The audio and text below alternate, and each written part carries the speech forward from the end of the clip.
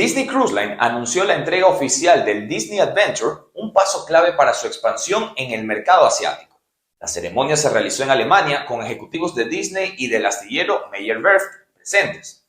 El Disney Adventure comenzará a navegar desde Singapur en marzo, ofreciendo cruceros de 3 y 4 noches a ninguna parte durante todo el año.